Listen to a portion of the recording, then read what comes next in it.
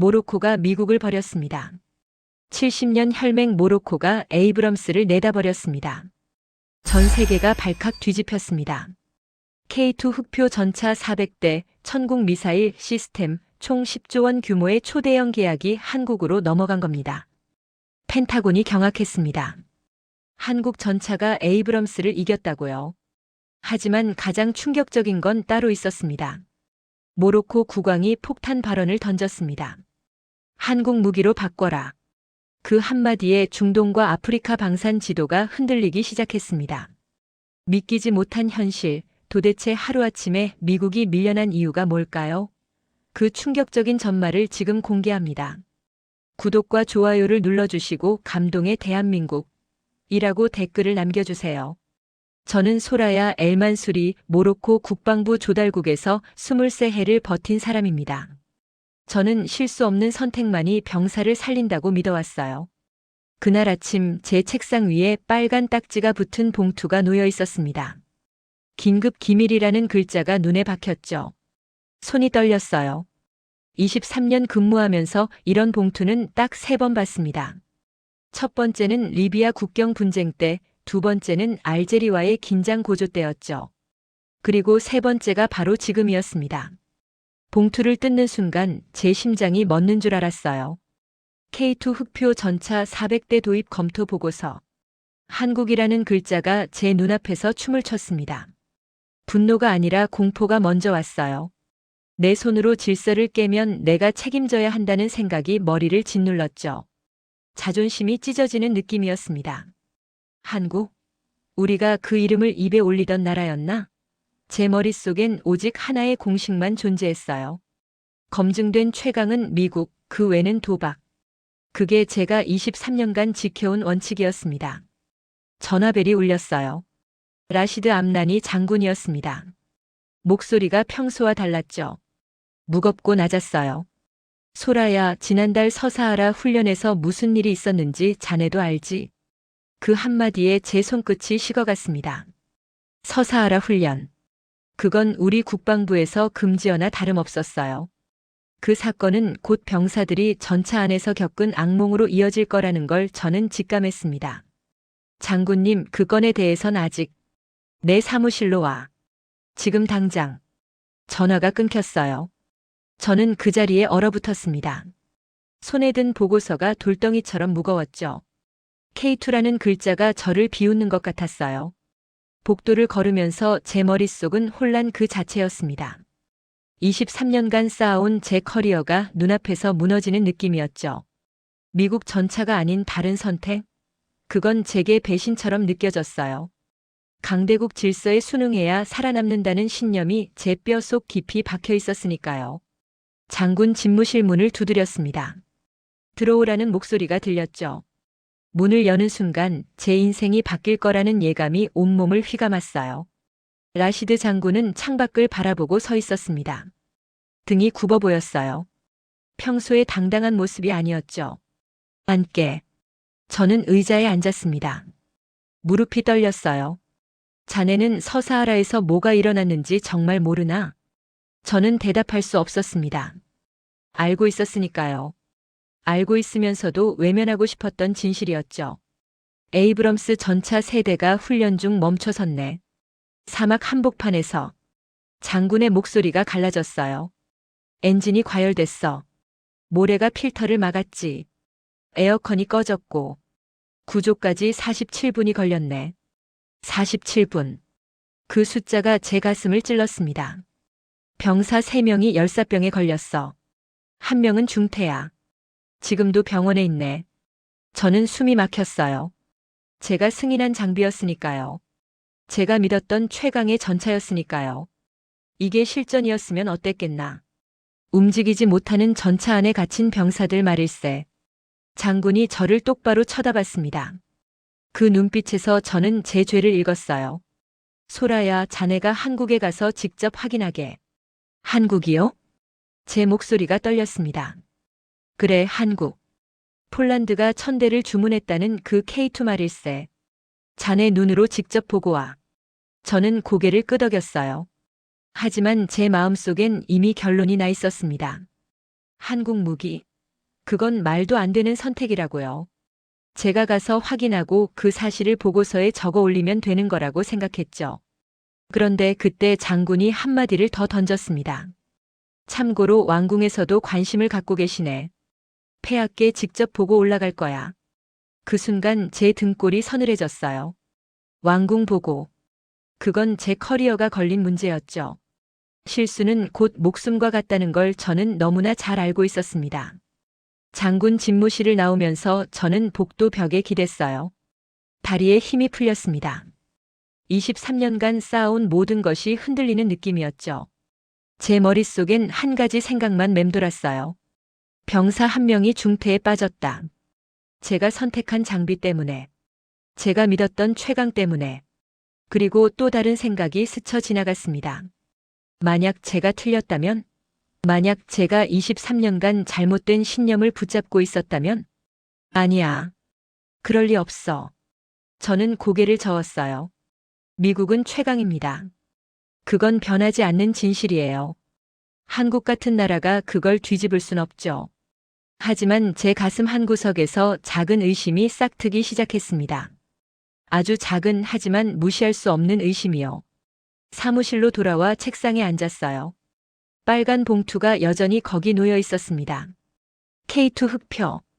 그 이름이 제 눈에 계속 들어왔죠. 그때 휴대폰에 메시지가 왔습니다.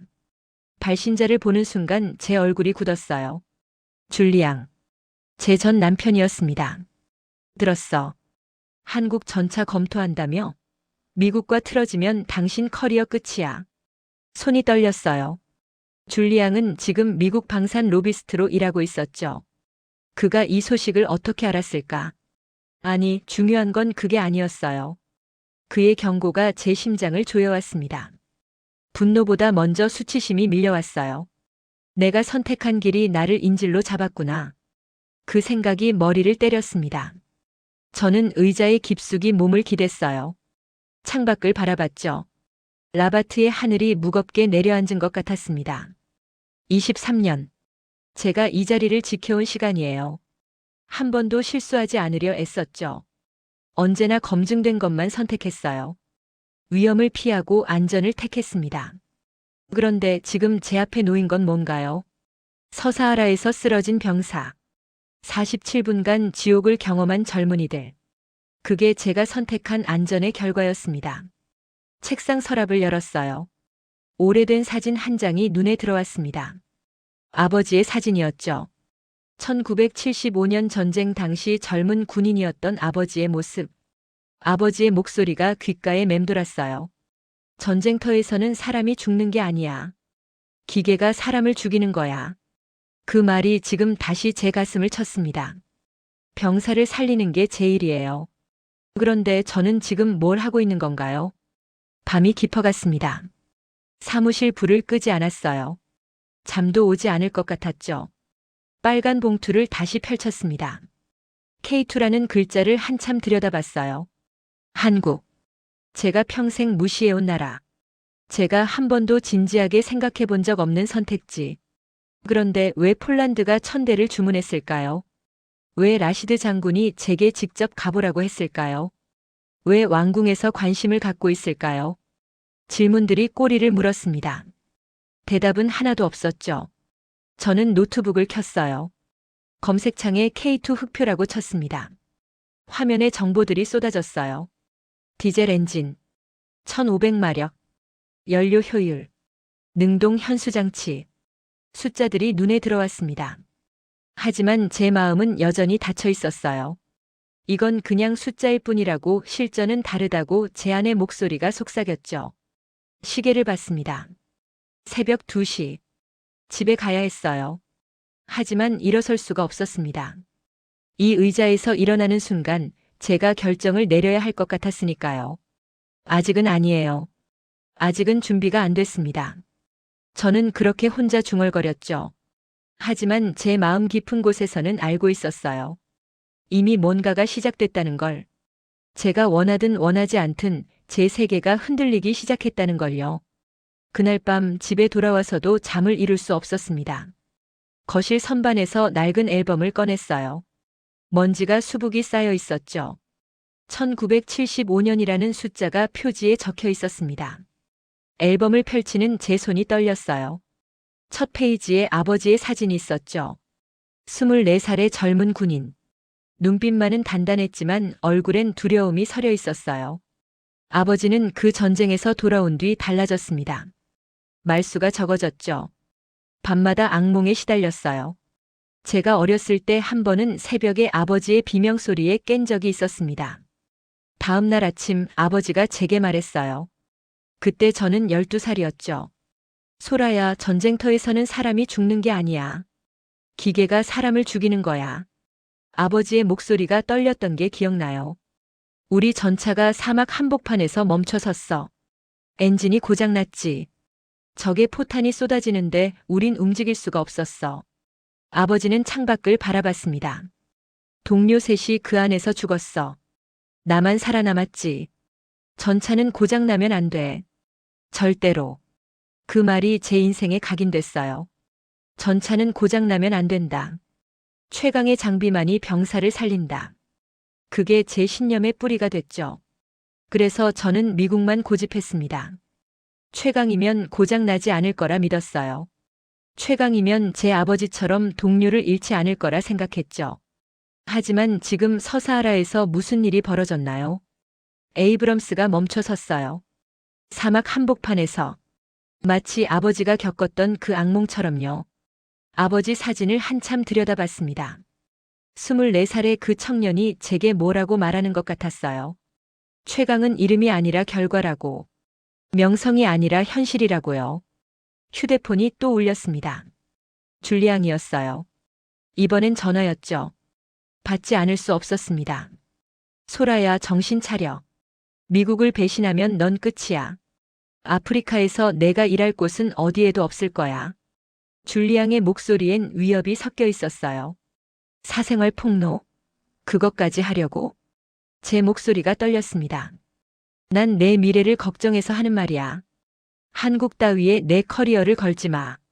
전화가 끊겼어요. 저는 소파에 주저앉았습니다. 분노보다 먼저 온 건 또다시 수치심이었어요. 내가 선택한 길이 나를 인질로 잡았구나. 강대국 질서에 순응하지 않으면 살아남을 수 없다는 그 믿음이 지금 제 목을 조르고 있었습니다. 창밖을 봤어요.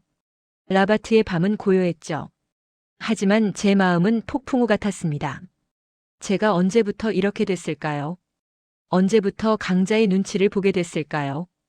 제 판단이 아니라 다른 사람의 시선을 먼저 생각하게 됐을까요? 머릿속에 한 장면이 떠올랐습니다. 6년 전 워싱턴에서 있었던 일이요. 앨범 속 아버지 사진을 계속 바라봤어요. 제 눈에서 눈물이 흘러내렸습니다. 아버지는 살아생전 단 한 번도 그 전쟁 이야기를 자세히 하지 않았어요. 그날 새벽에 그 한마디가 전부였죠. 하지만 저는 알고 있었습니다. 아버지가 밤마다 악몽에 시달렸다는 걸, 전차 안에 갇힌 동료들의 비명을 평생 잊지 못했다는 걸요.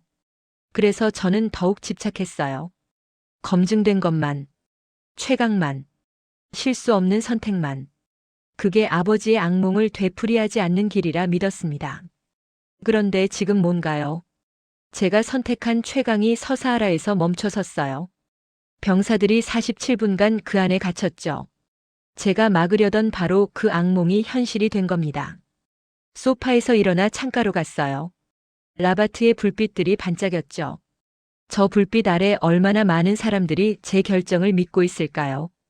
얼마나 많은 병사들이 제가 선택한 장비로 나라를 지키고 있을까요? 그 무게가 제 어깨를 짓눌렀습니다. 휴대폰을 다시 봤어요. 줄리앙의 메시지가 또 왔더군요. 생각해봐. 미국은 70년 혈맹이야. 한국은? 아무것도 아니지. 손가락이 떨렸습니다. 답장을 쓰려다 멈췄어요. 뭐라고 해야 할까요? 당신 말이 맞다고? 아니면 당신이 틀렸다고? 저는 아직 몰랐어요.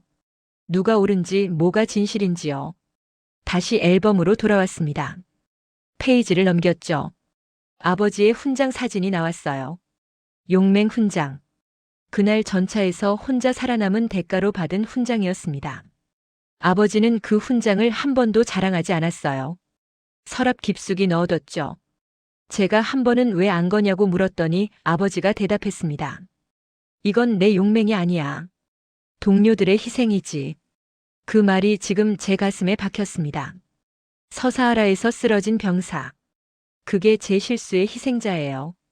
제가 책임져야 할 사람이죠. 시계를 봤어요. 새벽 3시. 내일 아침이면 라시드 장군이 출장 일정을 잡을 겁니다. 한국행이요. 한국. 그 이름만 떠올려도 거부감이 밀려왔어요. 제 안의 모든 것이 저항했습니다. 23년간 쌓아온 신념이, 아버지로부터 물려받은 두려움이, 강대국. 질서 속에서 살아남는 법을 배운 제 경험이요. 하지만 동시에 작은 목소리가 들렸어요. 아주 작지만 무시할 수 없는 목소리. 만약 내가 틀렸다면? 만약 최강의 이름이 아니라 결과라면? 만약 진짜 답이 내가 무시했던 곳에 있다면? 저는 고개를 저었습니다. 아니에요. 그럴 리 없어요. 미국은 최강입니다. 70년 혈맹이에요. 그걸 의심하는 건 배신이죠. 하지만 병사는요? 47분간 지옥을 경험한 그 젊은이들은요? 그들에게도 배신 아닌가요? 질문이 꼬리를 물었습니다. 대답은 없었어요. 앨범을 덮었습니다. 아버지 사진을 마지막으로 한 번 더 봤어요. 24살의 그 청년이 제게 말하는 것 같았습니다. 소라야, 넌 병사를 살리는 사람이야. 명분을 지키는 사람이 아니라. 침대에 누웠어요. 천장을 바라봤죠. 잠은 오지 않았습니다. 머릿속에서 모든 게 뒤엉켰어요. 아버지의 악몽, 줄리앙의 협박, 서사하라의 병사, 빨간 봉투, K2 흑표, 왕궁 보고, 그리고 6년 전 워싱턴에서의 그 장면. 제가 평생 잊을 수 없는 수치의 순간. 눈을 감았습니다. 그 장면이 선명하게 떠올랐어요. 펜타곤 근처 호텔 회의실. 에이브럼스 200대 도입 서명식. 미국 임원들의 오만한 웃음. 그리고 쓰레기통에 던져진 제안서. 그날 제가 뭘 했죠? 저도 따라 웃었어요. 강자의 편에 서기 위해서. 살아남기 위해서요. 그게 제 선택이었습니다. 그게 제가 23년간 해온 일이에요. 하지만 지금 그 선택이 병사를 죽일 뻔했어요. 제가 지키려던 명분이 생명을 위협했죠. 뭔가 잘못됐습니다. 근본적으로 잘못됐어요. 새벽 5시 포기하고 일어났습니다. 샤워를 했어요. 거울 속 제 얼굴을 봤죠. 41세. 주름이 깊어졌어요. 머리카락에 흰머리도 보였습니다. 23년. 제가 이 길을 걸어온 시간이에요. 그 시간이 모두 틀렸다면? 제 인생이 잘못된 신념 위에 세워졌다면? 두려웠습니다. 인정하기 싫었어요. 하지만 피할 수도 없었죠. 출근 준비를 했습니다. 정장을 입고 거울을 봤어요. 모로코 국방부 조달국 부국장 대행. 그게 제 정체성이에요. 하지만 지금 그 정체성이 흔들리고 있었습니다. 제가 믿었던 모든 것이 무너지고 있었어요. 현관문을 나서는 순간 휴대폰이 울렸습니다. 모르는 번호였어요. 받았죠. 소라야 엘만수리 부국장님? 여성의 목소리였습니다. 낯이 익었어요. 라나 벤사이드입니다. 기억하시죠? 라나. 제 옛 동기예요. 국방부 홍보실 출신이었는데 지금은 유명 시사 앵커로 일하고 있었죠. 무슨 일이에요, 라나? 오늘 저녁 방송에서 다룰 내용이 있어서요. 모로코가 미국 전차 도입을 재검토한다는 소식이요. 제 심장이 멎는 줄 알았어요. 그게 어떻게? 제 소식통은 확실해요. 그런데 부국장님, 이건 국익에 맞는 결정인가요? 70년 혈맹을 버리는 게? 라나의 목소리엔 가시가 돋쳐 있었습니다. 아직 결정된 건 없어요. 하지만 검토는 하고 계시잖아요. 시청자들이 궁금해할 거예요. 미국을 버리는 배신자가 누구인지요. 전화가 끊겼어요. 저는 그 자리에 얼어붙었습니다. 배신자. 그 단어가 제 머리를 때렸어요. 이제 여론까지 제 목을 조이기 시작한 겁니다. 차에 올라타 국방부로 향했어요. 라디오를 켰죠. 뉴스가 나왔습니다. 모로코 국방부가 미국산 전차 도입을 재검토 중인 것으로 알려져 논란이 일고 있습니다. 손에서 식은땀이 났어요. 일각에서는 이를 반미 행보로 해석하며 우려를 표하고 있으며 라디오를 껐습니다. 더 이상 들을 수 없었어요. 국방부 주차장에 차를 세웠습니다. 핸들을 꽉 쥐었죠. 손이 하얗게 질렸어요. 이제 돌아갈 수 없습니다. 이미 시작됐어요. 제가 원하든 원하지 않든 이 길을 가야 해요. 하지만 어디로 가는 길인가요? 진실로 가는 길인가요? 아니면 파멸로 가는 길인가요? 차에서 내렸습니다. 국방부 건물이 우뚝 서 있었어요. 저는 그 문을 향해 걸었습니다. 발걸음이 무거웠죠. 6년 전 워싱턴의 그날이 자꾸 떠올랐어요. 그 쓰레기통이, 그 모욕이, 그리고 제가 지었던 비겁한 웃음이요. 엘리베이터를 탔습니다. 3층 버튼을 눌렀어요. 제 사무실이 있는 층이죠. 문이 열렸습니다. 복도를 걸으면서 제 그림자를 봤어요. 길게 늘어진 그림자가 마치 제 과거를 따라오는 것 같았습니다. 사무실 문을 열었어요. 책상 위에 빨간 봉투가 여전히 놓여 있었습니다. K2 흑표. 그 이름을 다시 읽었어요. 이번엔 다르게 느껴졌습니다. 거부감이 아니라 호기심이, 두려움이 아니라 기대가요. 아니에요. 아직 아니에요. 저는 고개를 저었습니다. 하지만 제 마음은 이미 조금씩 열리고 있었어요. 아주 조금씩 하지만 분명하게요. 6년 전 2018년 겨울 워싱턴. 펜타곤 근처 호텔 회의실에서 에이브럼스 200대 도입 서명식이 열렸습니다. 저는 모로코 조달국 실무 책임자로 참석했었죠. 당시 35살이었어요. 회의실은 화려했습니다. 샹들리에가 빛났고 테이블엔 은식기가 놓여 있었어요. 미국 측 임원들이 줄지어 앉아 있었죠. 그 중에서도 그레이엄 휘틀록이 가장 눈에 띄었습니다. 휘틀록은 미국 방산업체의 부사장이었어요. 50대 중반 회색 양복에 붉은 넥타이. 턱을 치켜들고 앉아 있었죠. 마치 세상을 내려다보는 것처럼요. 서명식이 시작되기 전이었습니다. 커피 타임이라고 했죠. 사람들이 삼삼오오 모여 이야기를 나눴어요. 그때 한국 측 사람이 회의실에 들어왔습니다. 한승민. 현대로템 해외 사업 담당이었어요. 30대 후반으로 보였죠. 정장을 단정하게 입고 서류 가방을 들고 있었습니다. 한승민은 미국 측 테이블로 다가갔어요. 공손하게 인사를 했죠. 안녕하세요. 현대로템의 한승민입니다. 잠시 시간 내주실 수 있으신지요? 휘틀록이 그를 쳐다봤습니다. 눈빛이 차가웠어요. 뭐하러 왔나요? 한승민은 서류 가방에서 제안서를 꺼냈습니다. 파란색 표지였어요. K2 흑표 전차라는 제목이 보였죠.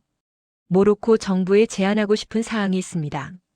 우리 K2 전차는 휘틀록이 제안서를 받았어요. 한 장 넘겨보더니 코웃음을 쳤습니다. 한국 전차? 진담인가요? 주변 미국 임원들이 웃기 시작했어요. 작은 웃음이었지만 회의실에 퍼졌습니다. 한승민의 얼굴이 굳었어요. 하지만 침착하게 말했죠. 폴란드가 최근 우리 전차를. 휘틀록이 말을 끊었습니다. 폴란드? 폴란드가 뭘 안다고요? 그리고 충격적인 일이 벌어졌어요. 휘틀록이 제안서를 구겨서 옆에 있던 쓰레기통에 던진 겁니다. 탁! 제안서가 쓰레기통 바닥에 떨어지는 소리가 회의실에 울렸습니다. 장난감 사러 온 거 아니죠? 여긴 진짜 무기를 다루는 자리예요. 회의실이 조용해졌어요. 모두가 그 장면을 지켜봤죠. 한승민은 쓰레기통을 바라봤습니다. 표정이 없었어요. 하지만 저는 그의 손이 떨리는 걸 봤습니다. 한승민은 고개를 숙여 인사했어요. 그리고 회의실을 나갔습니다. 등이 굽어 보였죠. 휘틀록이 주변을 둘러보며 웃었어요. 아시아 애들은 늘 이래요. 자기들이 뭐라도 되는 줄 알죠. 미국 임원들이 따라 웃었습니다. 크고 시끄러운 웃음이었어요. 그리고 저도 웃었습니다. 지금 생각하면 치가 떨리지만 그때 저는 웃었어요. 강자의 웃음에 동참한 겁니다. 그래야 제가 살아남을 수 있다고 생각했으니까요. 제 옆에 있던 모로코 국방부 선배가 제 어깨를 두드렸어요. 저런 애들 때문에 시장이 어지럽지. 우린 검증된 것만 사면 돼. 저는 고개를 끄덕였습니다. 그래요, 검증된 것만. 최강만. 하지만 그날 밤 호텔 방에 혼자 있을 때 이상한 감정이 밀려왔어요. 불편함이었죠. 한승민의 구분 등이 자꾸 눈에 밟혔습니다. 왜 제가 웃었을까요? 정말 우스워서였을까요? 아니면 두려워서였을까요? 강대국의 웃음에 끼지 못하면 내가 버려질까봐.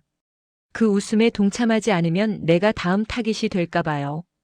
그게 진실이었습니다. 저는 비겁했어요. 창밖을 봤어요. 워싱턴의 겨울밤은 추웠습니다. 제 마음도 차가워졌죠. 그날 이후 저는 한국을 더 무시하게 됐어요. 쓰레기통에 던져진 제안서의 이미지가 제 머릿속에 박혔습니다. 한국은 장난감. 진짜가 아니에요. 그게 제 편견이 뿌리 내린 순간이었습니다. 현재로 돌아왔어요. 라바트 국방부 제 사무실. 6년 전 그 장면이 여전히 생생했습니다. 쓰레기통에 떨어지는 파란색 제안서. 휘틀록의 오만한 웃음. 그리고 제 비겁한 동조. 책상 위 빨간 봉투를 봤어요. K2 흑표. 같은 이름이에요. 6년 전 쓰레기통에 버려진 그 전차. 그런데 이상했어요. 그 전차가 지금 제 앞에 다시 나타났습니다. 장군의 지시로. 왕궁의 관심으로요. 뭔가 달라진 걸까요? 아니면 제가 놓친 게 있었을까요? 노트북을 켰습니다. 검색을 시작했어요. K2 흑표. 폴란드 계약. 화면에 기사들이 쏟아졌어요. 폴란드가 1000대를 주문했다. 유럽 최대 규모 전차 계약이다. 독일 레오파르트를 제치고 선택됐다. 손가락이 멈췄습니다. 독일을 제쳤다고요? 더 찾아봤어요. 에스토니아도 K2를 선택했다. 루마니아가 검토 중이다. 이집트가 관심을 보였다. 숫자들이 눈에 들어왔습니다. 디젤 엔진 1500마력. 연료 효율 에이브럼스의 2배. 사막 운용의 최적화. 능동 현수 장치로 험지 기동 타궐. 제 손이 떨렸어요. 이게 다 진짜인가요? 6년 전 쓰레기통에 버려진 그 장난감이 이렇게 달라진 건가요? 아니면 원래 이랬는데 제가 보지 않았던 건가요? 그 생각이 제 가슴을 찔렀습니다. 문이 열렸어요. 나딘 카셈이 들어왔습니다. 젊은 분석관이에요. 29살. 제 밑에서 일한 지 3년째죠. 부국장님, 한국 전차 자료 정리했습니다. 나딤이 태블릿을 제 앞에 놓았어요. 화면에 비교표가 떴습니다. 에이브럼스 대 K2. 무게, 마력, 연료 소비, 정비 시간, 가격, 부품 수급. 모든 항목에서 숫자가 명확했어요. K2가 앞섰습니다. 특히 연료 효율과 정비 부문에서요. 나딤이 설명하기 시작했어요. 에이브럼스는 가스터빈 엔진입니다. 강력하지만 연료를 엄청 먹어요. 시간당 400리터. K2는 디젤이라 200리터면 됩니다. 저는 숫자를 응시했어요. 사막 환경에선 차이가 더 벌어집니다. 에이브럼스는 모래 필터를 자주 교체해야 해요. K2는 이중 필터 시스템이라 훨씬 오래 갑니다. 나딤이 영상을 틀었어요. K2가 언덕을 오르는 장면이었습니다. 차체가 기울어지더니 수평을 맞췄어요. 능동 현수장치예요. 전차가 스스로 자세를 조정합니다. 헐다운 사격 자세도 자동이에요. 영상 속 K2가 언덕 뒤에 숨었다가 포탄만 내밀고 사격했어요. 그리고 다시 숨었습니다. 부드럽고 빠른 동작이었죠. 에이브럼스는 수동이라 시간이 걸립니다. K2는 3초면 돼요. 나딤이 다른 자료를 보여줬어요. 폴란드 계약 내역입니다. 첫 주문 200대, 그 다음 300대, 최종 1000대로 확대됐어요. 왜일까요? 왜죠? 제 목소리가 나왔습니다. 성능이 약속대로였기 때문입니다. 폴란드군 평가 보고서를 보면 모든 항목이 기대치를 넘었다고 나와요. 나딤이 태블릿을 넘겼어요.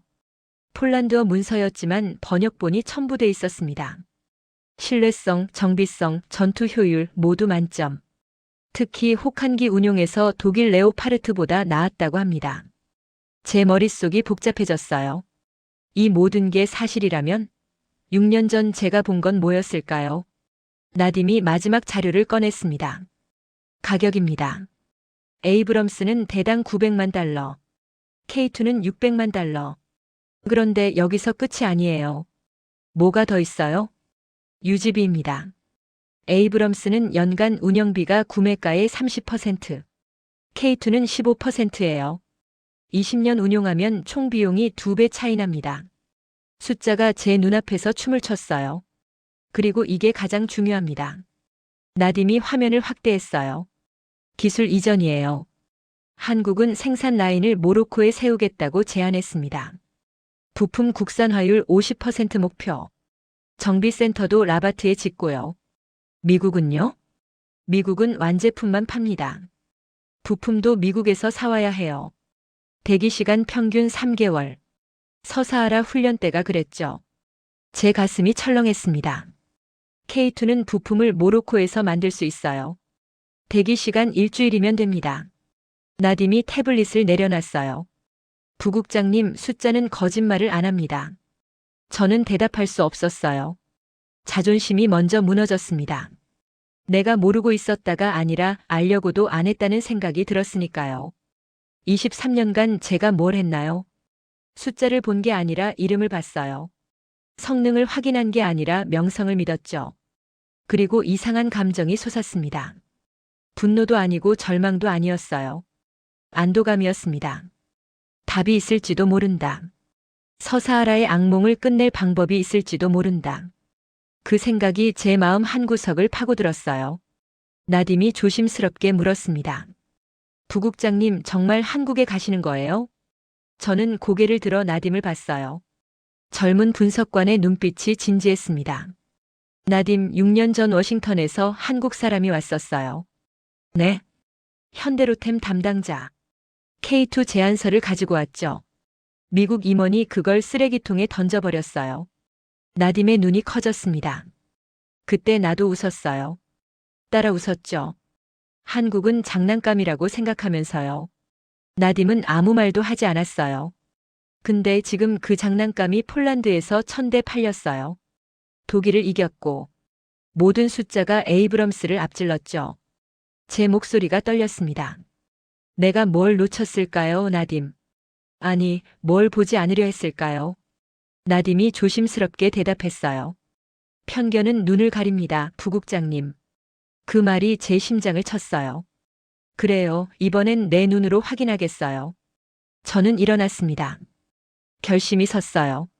한국행 준비하세요. 일주일 안에 출발합니다. 네, 부국장님. 나딤이 사무실을 나갔어요. 저는 창밖을 바라봤습니다. 6년 전 쓰레기통에 던져진 파란색 제안서. 그게 지금 제 손에 다시 왔어요. 하지만 이번엔 다릅니다. 이번엔 제대로 볼 거예요. 휘틀록의 얼굴이 떠올랐습니다. 오만한 그 웃음이요. 그리고 제 비겁한 동조. 그때 전화가 울렸어요. 왕궁 실무 비서관실이었습니다. 유누스 알카디였죠. 엘만수리 부국장, 폐하께서 관심을 갖고 계십니다. 유누스의 목소리는 차가웠어요. 한국 전차건 신중하게 처리하시길. 말 한마디 실수하면 끝입니다. 알고 있습니다. 폐하께 직접 보고 올라갈 겁니다. 준비 잘하세요. 전화가 끊겼어요. 제 등골이 서늘해졌습니다. 왕궁 보고. 그건 제 커리어가 걸린 문제예요. 실수는 곧 목숨과 같죠. 하지만 동시에 다른 생각도 들었어요. 내 실수는 이미 누군가를 죽일 뻔했다. 서사하라에서요. 그럼 이제 뭘 두려워해야 할까요? 왕궁의 질책인가요? 아니면 또 다른 병사의 죽음인가요? 답은 명확했습니다. 저는 노트북을 닫았어요. 빨간 봉투를 집어들었습니다. K2 흑표. 이번엔 쓰레기통에 던지지 않을 거예요. 제대로 읽을 겁니다. 6년 전 워싱턴의 그날이 제 발목을 잡았어요. 하지만 이제 그 발목을 풀 때가 됐습니다. 한국으로 가겠어요. 제 눈으로 직접 볼 겁니다. 그리고 진실을 마주할 거예요. 그게 제가 할 수 있는 유일한 속죄였습니다. 일주일 뒤 저는 서사하라 훈련장에 있었습니다. 라시드 장군이 직접 가보라고 했어요. 현장을 봐야 한다고요. 사막의 열기가 얼굴을 때렸습니다. 오전 11시인데 벌써 섭씨 42도를 넘었어요. 모래바람이 불었죠. 눈을 뜨기 힘들었습니다. 훈련장 사령관 아지즈 대령이 저를 맞았어요. 얼굴이 어두웠습니다. 부국장님, 이쪽입니다. 대령을 따라 걸었어요. 텐트 옆에 에이브럼스 전차 3대가 서 있었습니다. 그중 2대는 엔진 커버가 열려 있었죠. 가까이 다가갔어요. 정비병들이 땀을 뻘뻘 흘리며 작업하고 있었습니다. 공구 소리가 요란했어요. 뭘 하는 거죠? 필터 교체입니다. 사흘마다 해야 해요. 사흘마다요? 아지즈 대령이 고개를 끄덕였습니다. 모래가 워낙 많이 들어가서요. 안 바꾸면 엔진이 과열돼요. 저는 열린 엔진 커버 안을 들여다봤어요. 필터가 시커멓게 변해 있었습니다. 모래가 잔뜩 끼어 있었죠. 이게 사흘 만에 이렇게 됐어요? 네. 훈련 강도가 높으면 이틀에 한 번씩 바꿔야 합니다. 제 머릿속에서 계산기가 돌아갔어요. 필터 1개 가격, 교체 인력, 시간 비용. 숫자가 쌓여갔습니다. 부품은 어디서 구하죠? 미국에서 공수해야 합니다. 주문하면 평균 3개월 걸려요. 3개월이요? 지금 비축분으로 버티고 있어요. 근데 그것도 바닥 나가는 중입니다. 아지즈 대령의 목소리에 걱정이 묻어났어요. 다른 전차를 봤습니다. 3번째 에이브럼스였어요. 이건 멀쩡해 보였습니다. 이건 왜 안 열었어요? 저건 그날 그 전차입니다. 그날이요? 병사들이 갇혔던 전차요. 제 심장이 쿵 내려앉았어요. 전차에 다가갔습니다. 겉으론 멀쩡했어요. 하지만 해치를 열어보니 달랐습니다. 안이 찌는 듯 뜨거웠어요. 금속 냄새가 코를 찔렀죠. 바닥에 물병들이 굴러다녔습니다. 빈 병들이었어요. 여기서 47분을 버텼어요? 네. 에어컨이 나가고 통신도 끊겼습니다. 구조대가 도착할 때까지요. 저는 전차 안에 앉아봤어요. 좁았습니다. 숨이 막혔어요. 그리고 더웠죠. 견딜 수 없을 만큼요. 겨우 5분 있었는데도 땀이 비오듯 흘렀습니다. 47분이라니. 상상도 할 수 없었어요. 전차에서 나왔어요.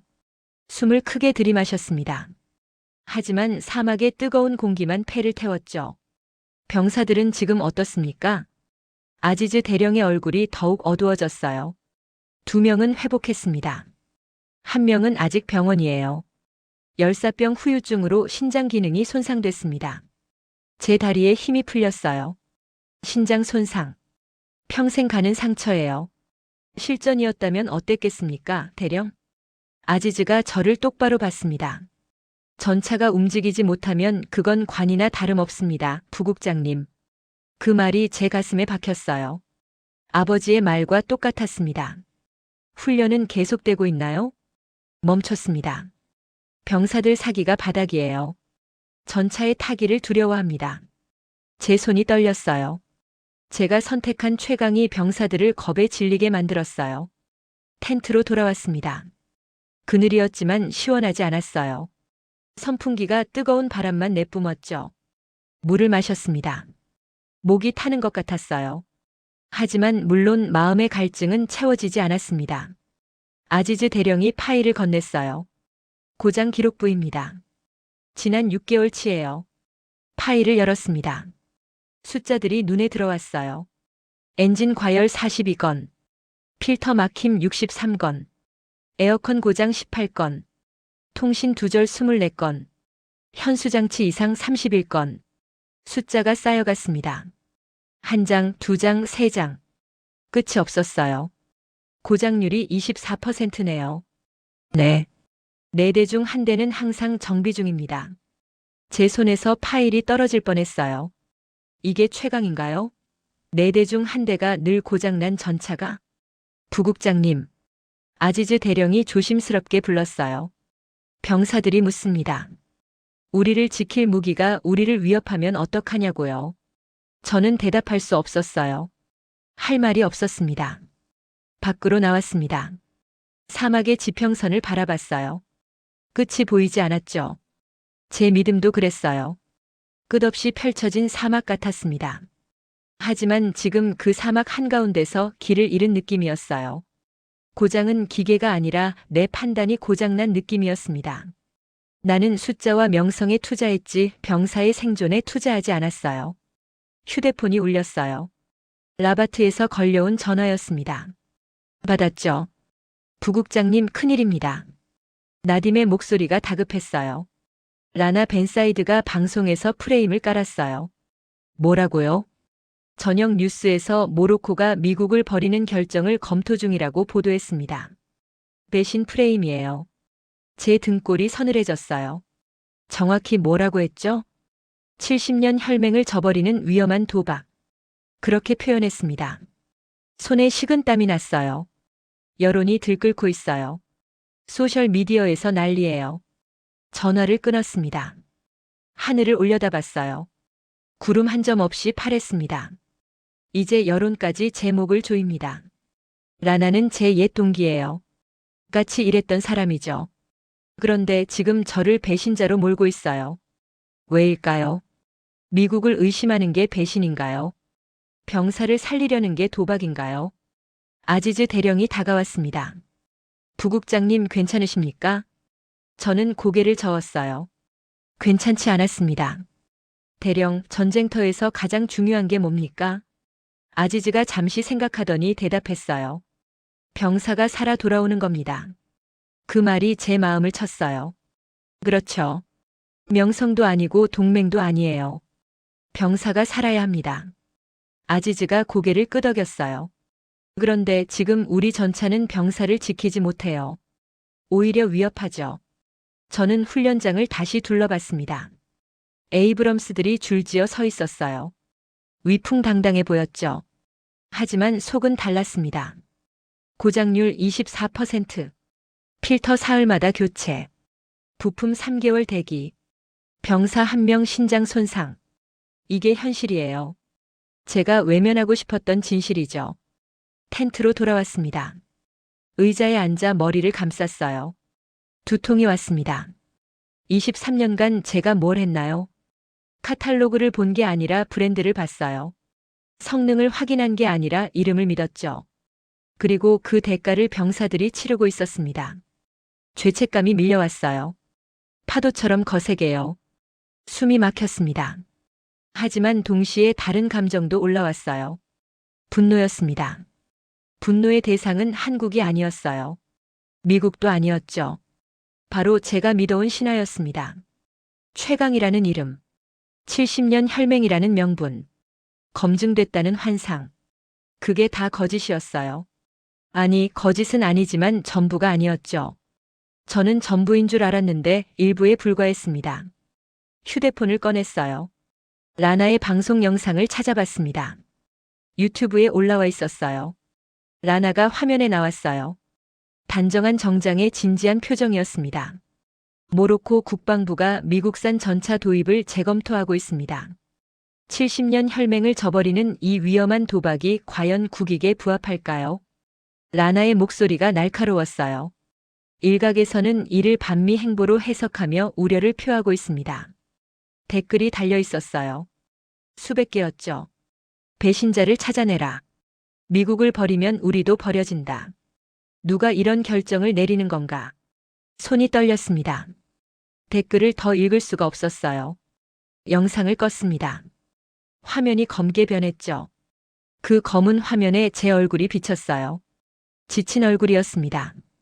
주름이 깊어 보였어요. 이게 제가 원했던 건가요?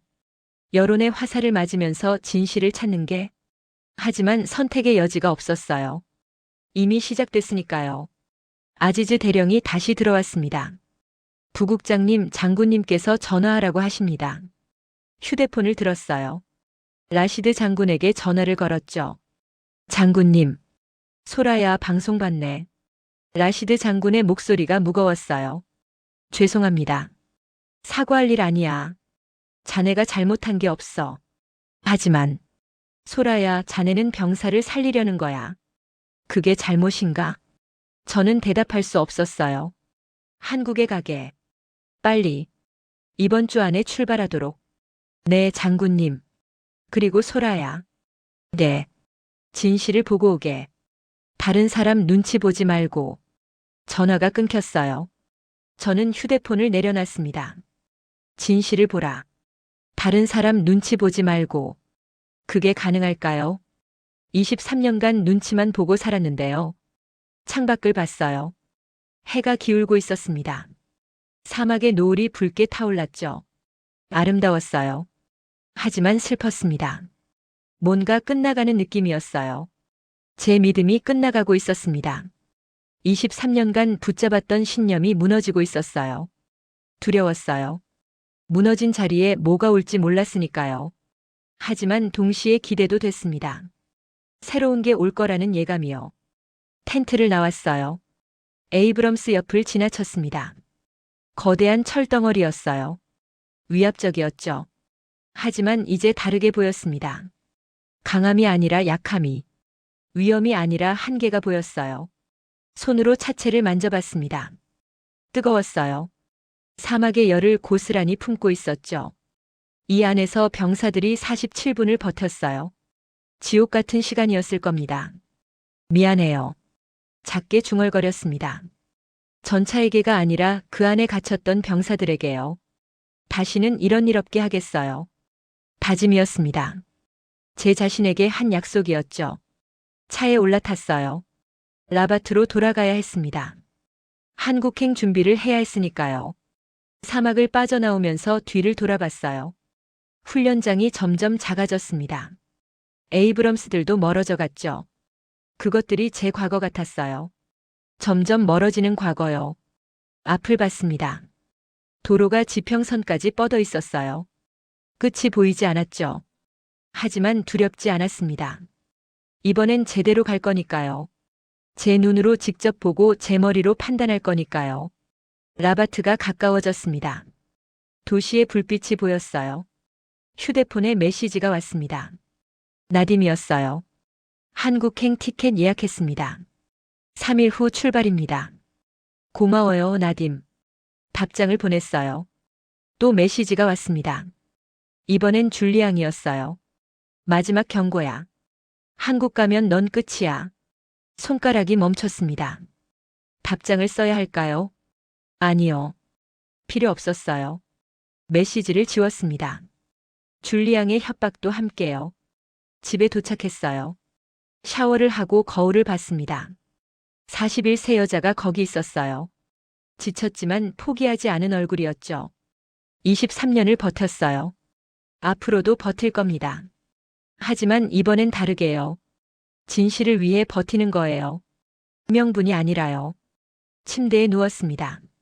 천장을 바라봤어요. 3일 후면 한국이에요. 6년 전 쓰레기통에 던져진 그 나라요. 무얼 보게 될까요? 제 편견이 맞았다는 증거를 볼까요? 아니면 제가 틀렸다는 진실을 볼까요? 어느 쪽이든 상관없었어요. 진실만 보면 됐으니까요. 눈을 감았습니다. 사막의 노을이 눈꺼풀 뒤에서 타올랐어요. 내일이면 새로운 하루가 올 겁니다. 그리고 3일 후엔 새로운 세계가 펼쳐질 거예요. 저는 준비됐습니다. 진실을 마주할 준비가요.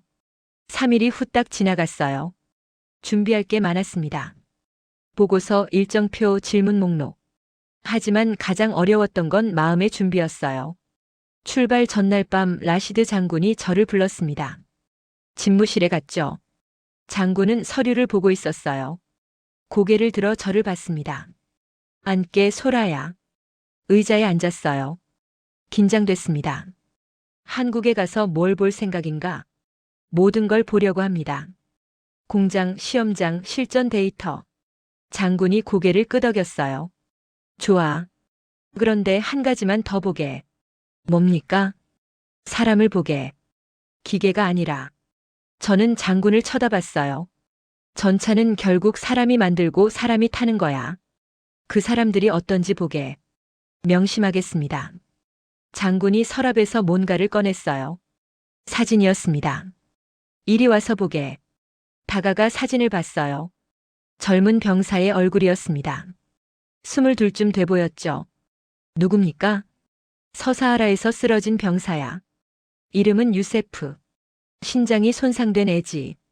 제 가슴이 철렁했어요. 왜 이 사진을 보여주십니까? 자네가 한국에서 뭘 선택하든 이 얼굴을 잊지 말게. 이게 자네 결정의 무게야. 사진을 한참 들여다봤습니다. 유세프는 웃고 있었어요. 밝은 미소였죠. 전차에 갇히기 전 사진이었을 겁니다. 가져가게. 장군이 사진을 제 손에 쥐어줬어요. 이걸요? 그래. 가방에 넣어두게. 그리고 결정하기 전에 꺼내보게. 저는 사진을 받았습니다. 손이 떨렸어요. 집무실을 나왔어요. 복도를 걸으면서 사진을 다시 봤습니다. 유세프의 미소가 제 마음을 찔렀어요. 미안해요, 유세프. 내가 널 지키지 못했어요. 속으로 중얼거렸습니다. 집에 돌아와 짐을 쌌어요. 옷, 서류, 노트북. 그리고 유세프의 사진을 지갑에 넣었습니다. 잠을 잘 수 없었어요. 천장을 바라보며 생각했죠. 내일이면 한국이에요. 새벽 5시에 일어났습니다. 공항으로 향했어요. 나딤이 배웅을 나왔죠.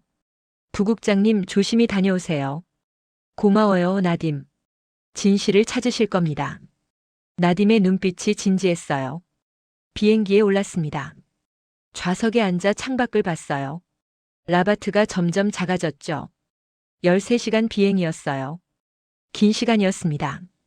영화도 안 보였어요. 책도 읽히지 않았죠. 계속 생각만 했습니다.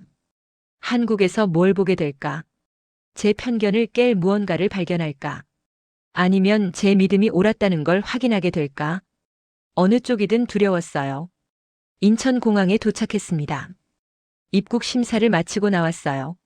한국이었습니다. 공항이 깨끗했어요. 사람들이 빠르게 움직였죠. 모든 게 효율적으로 보였습니다. 도착 게이트에 남자가 서 있었어요. 팻말을 들고 있었죠. 엘만수리 부국장이라고 적혀 있었습니다. 다가갔어요. 저예요. 남자가 고개를 숙여 인사했습니다. 안녕하세요. 현대로템 한승민입니다. 제 심장이 멎는 줄 알았어요. 한승민. 6년 전 워싱턴에서 쓰레기통 모욕을 당한 그 사람이에요. 얼굴을 자세히 봤습니다. 조금 나이 들었지만 맞았어요. 그 사람이었죠. 한승민은 웃고 있었습니다. 자연스러운 미소였어요. 편하게 오셨습니까? 비행 긴 여정이었을 텐데요. 네. 괜찮았어요. 저는 제대로 말을 못했습니다. 머릿속이 복잡했어요. 6년 전 그날을 기억할까요? 휘틀록이 제안서를 쓰레기통에 던진 날을. 제가 따라 웃었던 그 순간을요. 하지만 한승민은 아무 내색이 없었어요. 그저 친절하게 웃으며 제 짐을 들어줬습니다. 차가 밖에 대기 중입니다. 호텔로 모셔다 드릴게요. 차에 올랐어요. 서울로 향했습니다. 창밖 풍경이 낯설었죠. 한승민이 설명하기 시작했어요. 내일 창원 공장을 방문하실 겁니다. K2 생산 라인을 보시고요. 모레는 시험장에서 직접 탑승해 보실 수 있어요. 저는 고개를 끄덕였습니다. 하지만 귀에 잘 안 들어왔어요. 6년 전 그날이 자꾸 떠올랐습니다. 제가 한승민에게 뭐라고 해야 할까요? 사과를 해야 할까요? 아니에요. 한승민은 아무것도 모를 거예요. 제가 웃었다는 걸. 제가 동조했다는 걸요. 하지만 제 양심은 알고 있었습니다. 호텔에 도착했어요. 체크인을 마치고 방에 들어갔습니다. 침대에 앉아 가방을 열었어요. 유세프의 사진을 꺼냈습니다. 밝게 웃는 22살 청년. 신장이 손상된 병사. 내일부터 시작이에요. 진실을 찾는 여정이죠. 사진을 다시 지갑에 넣었습니다. 그리고 샤워를 했어요. 거울 속 제 얼굴을 봤습니다. 피곤해 보였어요. 하지만 눈빛은 살아있었죠. 준비됐어요. 뭐든 받아들일 준비가요. 다음 날 아침 한승민이 호텔로 왔습니다. 함께 창원으로 향했어요. 차 안에서 한승민이 말했습니다. 부국장님 궁금하신 게 있으시면 뭐든 물어보세요. 숨길 게 없습니다. 저는 그를 쳐다봤어요. 6년 전 워싱턴에서. 기억하세요? 한승민의 미소가 잠시 흔들렸습니다. 그리고 다시 자리를 잡았죠. 기억합니다. 제 심장이 두근거렸어요. 그때 미안했어요. 말이 저절로 나왔습니다. 한승민이 고개를 저었어요. 아니에요. 부국장님 잘못이 아닙니다. 하지만 그때는 그랬어요. 우리가 증명하지 못했으니까요. 하지만 지금은 다르죠. 한승민의 목소리가 차분했어요. 이제 보여드릴 수 있어요. 숫자로 실적으로요. 그 말에 제 마음이 무거워졌습니다. 복수보다 실력으로 말하겠다는 태도. 그게 더 강렬했어요. 창원에 도착했습니다. 공장이 거대했어요. 현대로템이라는 간판이 보였죠. 안으로 들어갔어요. 생산 라인이 펼쳐졌습니다.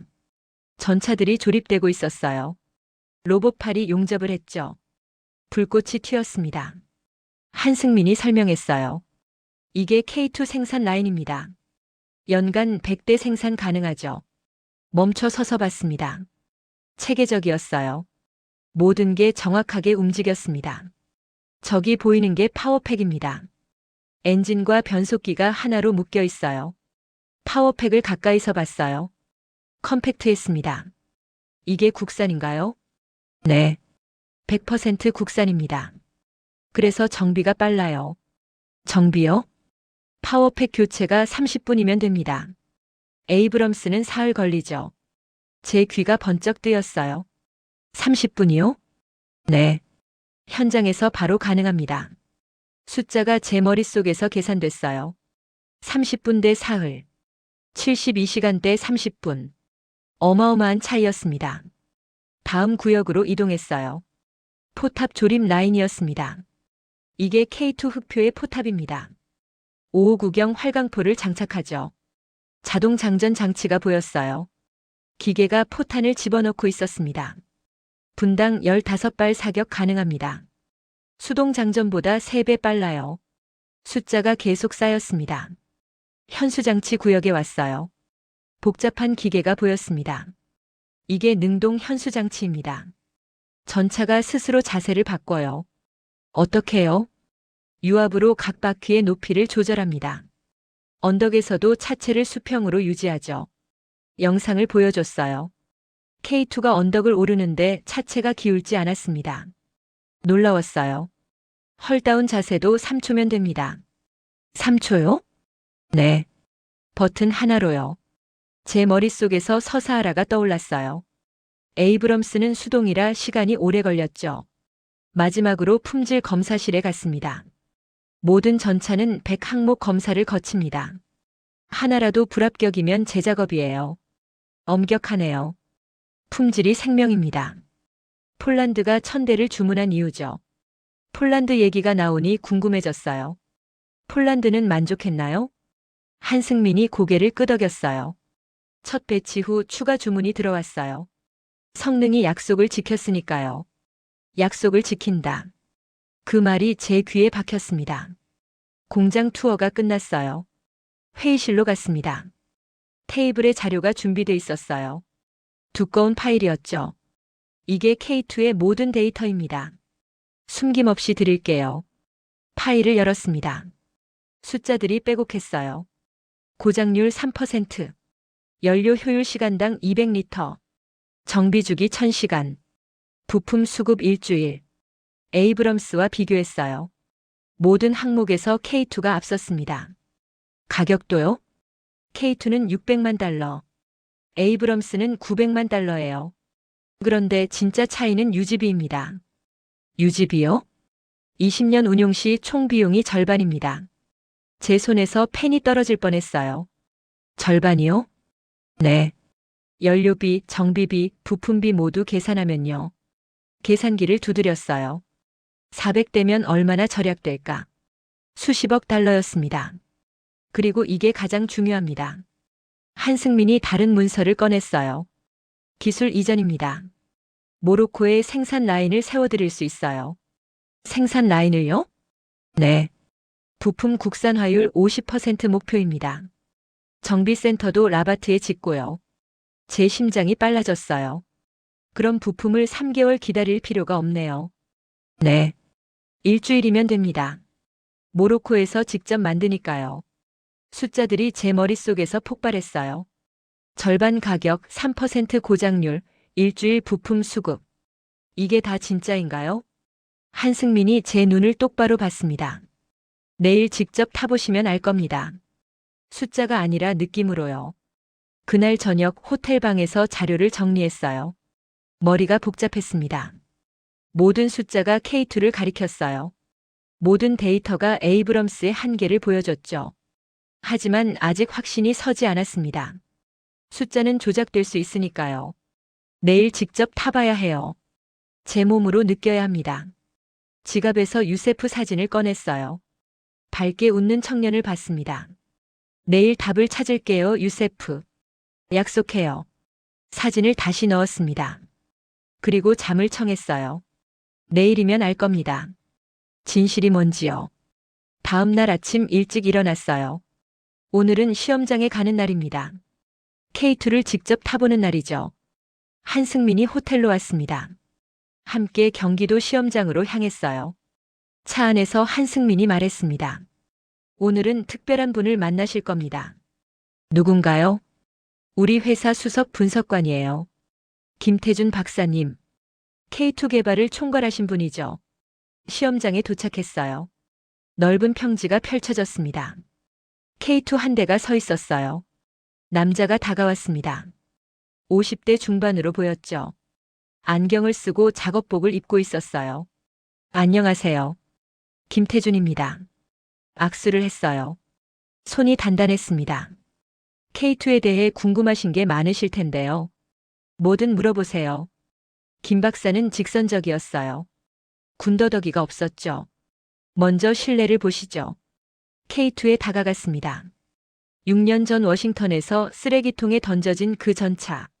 지금 제 눈앞에 있었어요. 해치를 열었습니다. 안을 들여다봤어요. 넓었어요. 에이브럼스보다 여유가 있었습니다. 에어컨 시스템입니다. 김 박사가 설명했어요. 이중 냉각 방식이라 사막에서도 문제 없어요. 서사하라 같은 환경을 상정했죠. 제 심장이 뛰었어요. 서사하라. 47분의 악몽. 고장나면요? 백업 시스템이 자동으로 작동합니다. 이중 안전장치예요. 에이브럼스엔 없었어요. 통신 장비를 봤습니다. 화면이 여러 개였어요. 디지털 통신 시스템입니다. 위성과 직접 연결돼요. 끊어질 가능성이 거의 없죠. 서사하라에선 통신이 끊어졌었어요. 47분간요. 전차에 올라탔습니다. 좌석에 앉았어요. 편했습니다. 조종 시스템 보시죠. 김 박사가 스크린을 켰어요. 화면에 지형이 떴습니다. 디지털 조준경입니다. 야간에도 선명하죠. 그리고 이게 능동 현수장치 컨트롤이에요. 버튼을 눌렀어요. 차체가 움직이는 게 느껴졌습니다. 지금 헐다운 자세로 변했어요. 3초 걸렸죠. 놀라웠어요. 이렇게 빠를 줄이야. 이제 시승해 보시죠. 엔진이 켜졌습니다. 진동이 느껴졌어요. 하지만 부드러웠죠. 에이브럼스처럼 거칠지 않았어요. 출발합니다. K2가 움직이기 시작했어요. 가속이 빨랐습니다. 언덕으로 향했어요. 경사가 가팔랐죠. 능동 현수장치 작동합니다. 차체가 수평을 유지했어요. 언덕인데도 기울지 않았습니다. 정상에 도착했어요. 김 박사가 버튼을 눌렀습니다. 헐다운 자세요. 차체가 뒤로 기울며 포탄만 내밀었어요. 3초였습니다. 적을 노출 없이 공격할 수 있어요. 완벽했어요. 이제 사격 시험 보시죠. 표적이 1000m 앞에 있었습니다. 자동 조준합니다. 화면에 표적이 잡혔어요. 빨간 점이 찍혔죠. 발사. 쾅. 포탄이 날아갔어요. 표적에 명중했습니다. 명중률 98%입니다. 1000m에서요. 숫자가 또 제 머릿속에 박혔어요. 시승을 마치고 내렸습니다. 다리가 떨렸어요. 감동 때문이었습니다. 이게 진짜네요. 김 박사가 고개를 끄덕였어요. 숫자는 거짓말 안 합니다. 데이터도요. 하지만 가장 중요한 건 병사가 믿을 수 있느냐예요. 그 말이 제 가슴을 쳤습니다. 우리는 병사를 위해 만들어요. 명성을 위해서가 아니라요. 명성이 아니라 병사. 제가 잊고 있었던 거였어요. 회의실로 돌아왔습니다. 김 박사가 추가 자료를 펼쳤어요. 폴란드 운용 데이터입니다. 파일을 넘겼어요. 그래프가 나왔습니다. 첫 배치 200대 고장률 2%, 정비 만족도 95점. 그래서 추가 주문이 들어온 겁니다. 폴란드가 왜 만족했을까요? 약속을 지켰으니까요. 납기, 성능, 정비 모두요. 약속을 지킨다. 그게 신뢰구나. 제가 깨달았어요. UAE 데이터도 있어요. UAE요? 네. 천공 방공 시스템을 운용 중입니다. 만족도가 높아요. UAE도요? 아시아, 유럽, 중동. 모두 한국을 믿고 있었어요. 일본 문서도 보시죠. 일본이요? 김 박사가 문서를 꺼냈어요. 일본 방위성 내부 문서였습니다. 한국 무기 기술이 위협적이라는 내용이에요. 경계해야 한다고요. 왜 이걸 보여주시죠? 적이 경계하면 그건 강하다는 증거니까요. 제 입에서 웃음이 나왔어요. 모든 자료가 K2를 가리켰어요. 숫자, 데이터, 실적, 평가. 모두요. 제 자존심이 완전히 무너졌습니다. 내가 모르고 있었다가 아니라 보려고 하지 않았다는 걸 인정할 수밖에 없었어요. 김 박사님. 네. 왜 6년 전엔 이 데이터를 못 봤을까요? 김 박사가 잠시 생각하더니 대답했어요. 보여드렸어요. 근데 안 보셨죠? 제 가슴이 찔렸습니다. 사람들은 보고 싶은 것만 봐요. 믿고 싶은 것만 믿죠. 맞는 말이었어요. 저는 미국만 보고 싶었어요. 최강만 믿고 싶었죠. 그런데 이상한 감정이 솟았습니다. 분노도 절망도 아니었어요. 안도감이었습니다. 답이 있어요. 서사하라의 악몽을 끝낼 방법이요. 김 박사가 마지막 파일을 건넸어요. 기술 이전 계획서입니다. 모로코에 드리는 제안이에요. 펼쳤어요. 상세한 일정이 적혀 있었습니다. 생산 라인 구축 2년, 정비센터 1년, 부품 국산화 3년 목표. 모로코가 스스로 만들 수 있게 해주는 거예요? 네. 그게 진짜 파트너십입니다. 파트너십. 미국은 그런 말 안 했어요. 판매자와 구매자였을 뿐이죠. 감사합니다, 김 박사님. 저는 일어나 고개를 숙였어요. 진실을 보여주셔서요. 진실은 늘 거기 있었어요. 부국장님이 찾으신 겁니다. 그날 저녁 호텔로 돌아왔어요. 침대에 앉아 유세프 사진을 꺼냈습니다. 이제 알았어요, 유세프. 답을요. 눈물이 났어요. 후회의 눈물이 아니라 안도의 눈물이었습니다. 내일부터 보고서를 쓸 거예요. 왕궁에 올릴 보고서요. 그리고 라시드 장군께 전화를 드릴 겁니다. 한국을 선택하겠다고요. 두렵지 않았어요. 이번엔 확신이 있으니까요. 잠을 청했습니다. 편안한 잠이었어요. 오랜만에요. 다음 날 아침 마지막 일정이 시작됐어요. 한승민이 호텔로 왔습니다. 오늘은 창원으로 다시 가요. 최종 점검이에요. 차에 올랐습니다. 서울을 빠져나왔죠. 한승민이 조심스럽게 물었어요. 부국장님 어떠세요? K2가요. 저는 창밖을 보다가 그를 쳐다봤습니다. 솔직히 말씀드릴게요. 네. 6년 전 워싱턴에서 제가 웃었어요. 한승민 씨가 모욕당할 때요. 한승민의 표정이 굳었습니다. 미안해요. 진심으로요. 한승민이 잠시 침묵하더니 대답했어요. 알고 있었어요. 아셨어요? 네. 부국장님이 웃는 걸 봤거든요. 제 얼굴이 화끈거렸습니다. 근데 화내지 않았어요. 이해했으니까요. 이해요? 부국장님도 살아남아야 했잖아요. 강자의 편에 서야 했고요. 저는 할 말을 잃었어요. 그때 저도 배웠어요. 분노는 의미 없다고. 증명만이 답이라고요. 증명이요? 네. 그래서 6년 동안 열심히 했어요. 폴란드 계약 따내고 성능 입증하고요. 한승민의 목소리가 담담했어요. 이제 증명됐어요. 쓰레기통에 버려진 제안서가 1000대 계약이 됐죠. 저는 숙연해졌습니다. 복수보다 실력으로 말한다. 그게 진짜 품격이구나. 한승민 씨. 네. 존경합니다. 한승민이 웃었어요. 진심 어린 미소였습니다. 고맙습니다. 그 말이 더 기뻐요. 창원에 도착했어요. 공장 앞에 사람들이 모여 있었습니다. 누구죠? 한승민이 대답했어요. 생산 라인 직원들이에요. 부국장님께 인사드리고 싶다고요. 저를요? K2를 만드는 분들이에요. 자부심이 대단하죠. 다가갔습니다. 작업복을 입은 사람들이 줄지어 서 있었어요. 한 사람이 앞으로 나왔습니다. 50대 남자였어요. 안녕하세요. 조립 라인 반장 이정훈입니다. 악수를 했어요. 저희가 만든 전차가 모로코로 간다니 영광입니다. 이정훈의 목소리에 자부심이 묻어났어요. 잘 만들겠습니다. 병사들을 지킬 수 있게요. 그 말에 제 가슴이 뜨거워졌습니다. 부탁드려요. 우리 병사들을요. 이정훈이 고개를 끄덕였어요. 약속합니다. 공장 안으로 들어갔어요. 생산 라인을 다시 봤습니다. 어제와 달랐어요. 이번엔 사람이 보였습니다. 용접하는 사람, 조립하는 사람, 검사하는 사람. 모두 진지했어요. 한승민이 설명했어요. 여기 계신 분들이 폴란드 천대를 만들었어요. 앞으로 모로코 것도 만들 겁니다. 얼마나 걸리나요?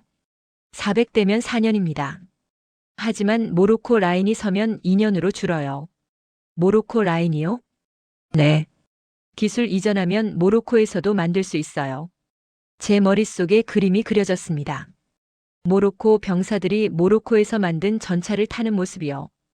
품질 검사실에 갔어요. 검사원이 현미경으로 부품을 보고 있었습니다. 뭘 보시는 거예요? 용접 부위 검사입니다. 미세한 균열도 놓치지 않죠. 얼마나 꼼꼼히 하시나요? 100항목입니다. 하나라도 기준 미달이면 제 작업이에요. 그 정도예요? 품질이 곧 병사의 생명이니까요. 제 가슴이 또 뜨거워졌어요. 이 사람들은 알고 있었습니다. 자기들이 만드는 게 단순한 제품이 아니라는 걸요. 회의실로 갔습니다. 테이블에 사람들이 모여 있었어요. 이분들이 설계팀입니다. 한승민이 소개했어요. 설계팀 리더가 일어나 인사했습니다. 안녕하세요. 최영수입니다. K2 설계를 담당했어요. 악수를 했어요. 질문 있으시면 뭐든 하세요. 사막 환경은 어떻게 대비했나요? 최영수가 자료를 펼쳤어요. 이중 필터 시스템입니다. 모래가 많아도 버티죠. 그리고 냉각 시스템을 강화했어요. 서사하라 같은 데서도요? 네. 섭씨 50도까지 테스트했습니다. 50도요? 실제론 45도 정도지만 여유를 뒀죠. 그게 신뢰구나. 저는 또 깨달았어요. 능동 현수 장치는요? 험지에서 안정성을 높이려고 개발했어요. 특히 사막의 언덕 지형에 최적화했죠. 모든 게 병사를 위한 설계였어요. 명성을 위한 게 아니라요. 회의가 끝났어요. 밖으로 나왔습니다. 한승민이 물었어요. 마지막으로 보고 싶으신 게 있으세요? 생각해봤어요. K2를 한 번 더 타보고 싶어요. 시험장으로 갔습니다. K2가 대기하고 있었어요. 올라탔어요. 좌석에 앉았습니다. 엔진을 켰어요. 진동이 느껴졌습니다. 부드럽고 강력했어요. 직접 운전해 보시겠어요? 네. 조종간을 잡았어요. 가속 페달을 밟았습니다. K2가 움직였어요. 빨랐습니다. 하지만 안정적이었죠. 언덕으로 갔어요. 경사를 올랐습니다. 능동 현수 장치가 작동했어요. 차체가 수평을 유지했죠. 정상에서 멈췄어요. 헐다운 자세 버튼을 눌렀습니다. 3초 만에 자세가 바뀌었어요. 완벽했어요. 내렸습니다. 한승민이 물었어요. 어떠세요? 저는 K2를 바라봤습니다. 믿을 수 있어요. 한승민이 웃었어요. 그게 가장 중요하죠. 그날 저녁 서울로 돌아왔어요. 한승민이 저녁 식사를 대접했습니다. 한식당이었어요. 조용하고 품이 있었죠. 식사하면서 한승민이 말했어요. 부국장님 결정하셨어요? 저는 고개를 끄덕였습니다. 네. K2를 선택하겠어요. 한승민의 얼굴이 밝아졌어요. 감사합니다. 감사는 제가 해야죠. 진실을 보여주셔서요. 진실은 늘 거기 있었어요. 부국장님이 찾으신 겁니다. 식사를 마쳤어요. 호텔로 돌아왔습니다. 방에 들어가 짐을 쌌어요. 내일이면 모로코로 돌아갑니다. 노트북을 켰어요.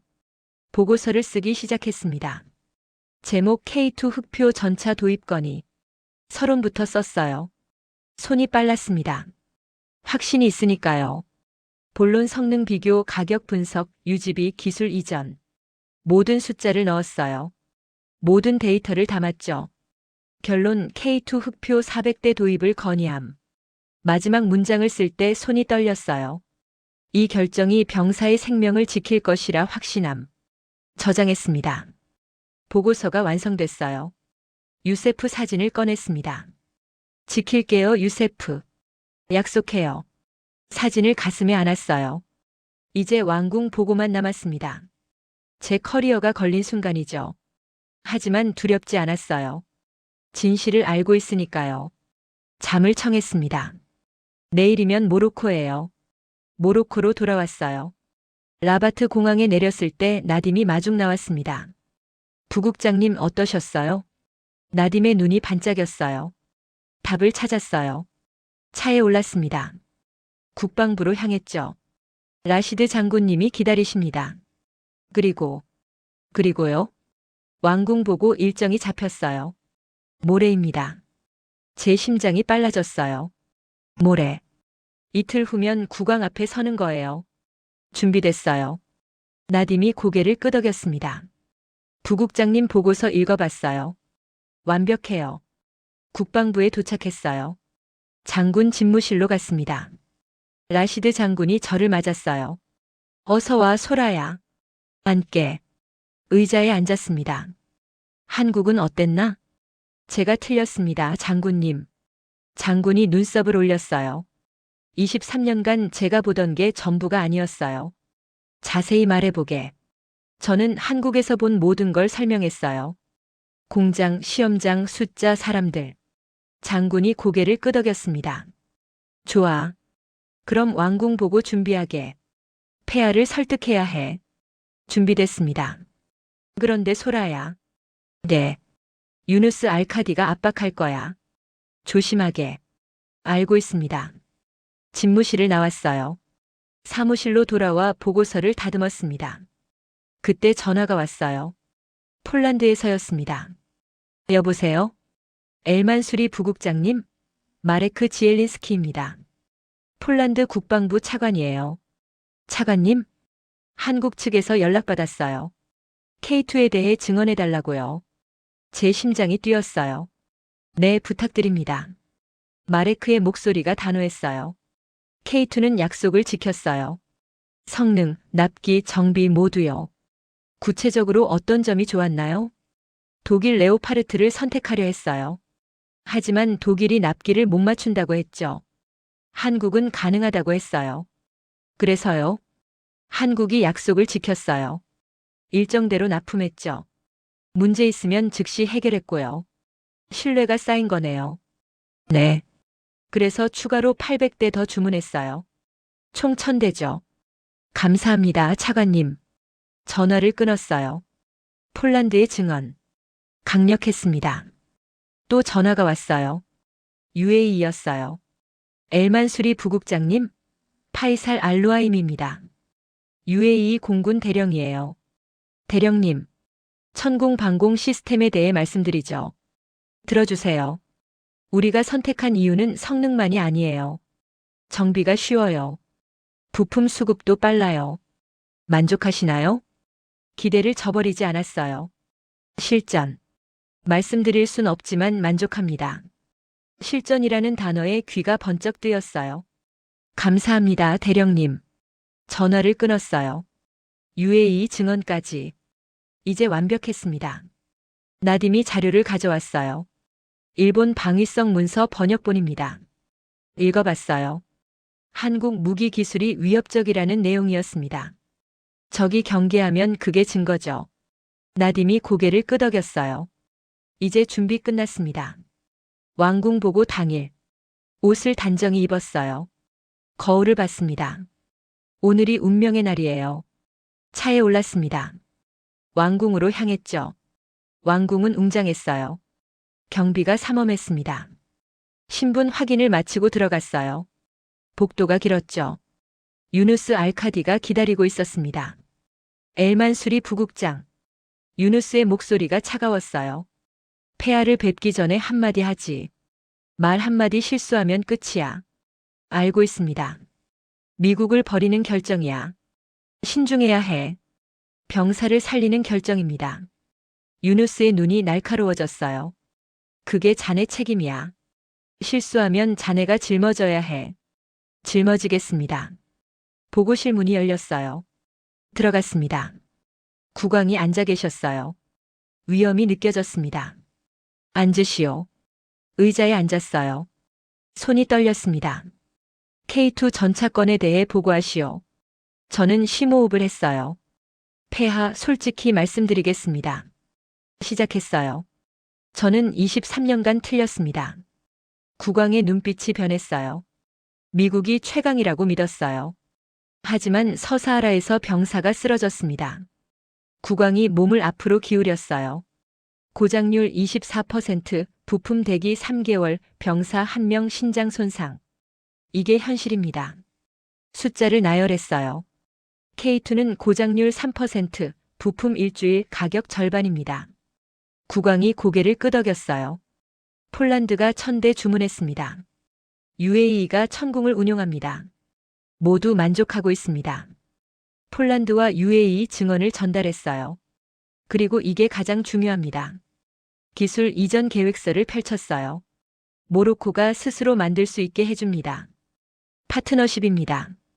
국왕이 서류를 봤어요. 한참 읽더니 고개를 들었습니다. 유누스, 자네 의견은?